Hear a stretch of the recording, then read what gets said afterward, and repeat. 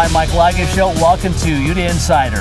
The Utah women's cross country team is already 3 meets into its 2011 season, but the season begins in earnest this Saturday.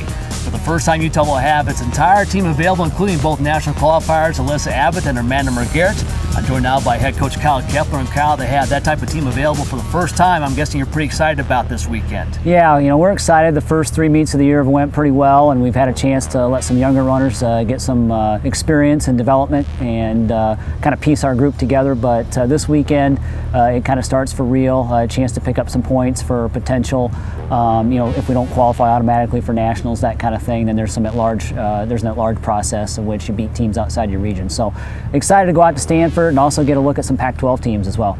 Yeah, there's been a positive to the way your year started. It's been some younger runners have had a chance to run in higher positions. Has anyone stood out to you so far? Well, we've got 4 freshmen in our top 9, so we're excited about that. But we've also had some kids step up from a year ago. A Hillary Troutner, who's really stepped up, a junior from down in the Provo area. And Rebecca Winterton, who had such a real good freshman year, has stepped up as well, and she's running as our number 3 runner right now. So we've got a really good nucleus right there to build around, and then obviously those front 2 are going to try to run up near the front of the meet every time out. Well, let's talk about your returning national qualifiers. Amanda Mergarrett, now in her 3rd year, placed 45th at nationals a year ago, and now on the course for the first time this fall. What do you expect out of her this year? Well, Amanda and Alyssa both have been training. They just train together. They really do everything together, and they're excited about the season. And Amanda, coming back off of last year, just such a big year developmentally for her, and then to have all the experience of nationals and cross country, and then the semifinals at the national track meet as well. Yeah. There's some big expectations, and she's going to do everything she can to stay healthy and continue to move forward. And her big goals. She just missed being an All-American by 2 seconds last year. So that'll kind of be what the goal is going to be this year. For Alyssa Abbott, she was an All-American, or I should say a qualifier for nationals back in 2008. She's had some injuries and now back on the course this year for her senior year. She did run against at Nevada a few weeks ago. Based on what you saw at that meet, what do you expect from her this year? Well, she looks like she's back in rare form again. Through the injuries of cross country, she has had track seasons, so it wasn't like she missed the full time. And right. That's been huge for her.